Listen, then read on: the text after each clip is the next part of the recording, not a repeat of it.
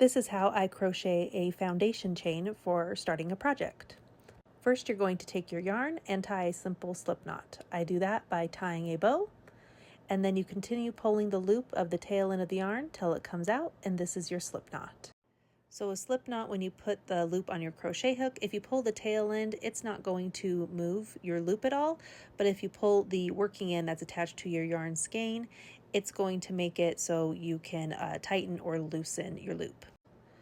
You're going to next put the loop on your crochet hook. You don't want it overly loose or too tight, but you want it to be able to move. This is how I hold my yarn. There's no wrong way to hold your yarn for tension. You do what works best.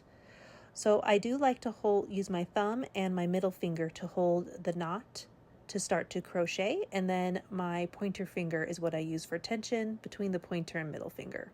So we're going to yarn over, hook the yarn, and then pull it through the loop that is on your crochet hook. And that's how you make your first chain. Then I move my thumb and my middle finger up to the chain I just made, and I hold that there. This helps keep my chain straight and helps with tension as well for me. And then you continue making the chains by yarning over and pulling through the loop, and then I continue to move my thumb and my middle finger up as I do my chains. So chains can be for how wide or for how long you want to make your project. And when you're looking at instructions, it could say like chain 10, chain 20, all the way up to chain like 250 if you're making a blanket.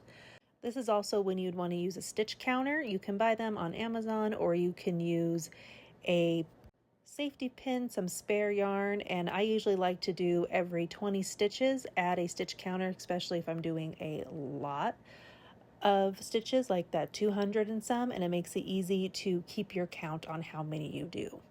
If you do lose your count, I'm going to show you how you can count the chain. So here it is, my chain is done, and every V stitch is a chain. So right here's a V and here's a V.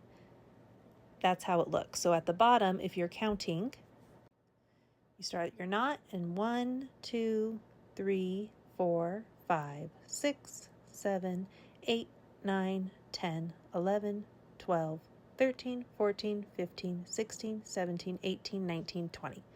So I just like to count where the point of the V goes, and that's how you can count your stitches, just in case you accidentally lose count.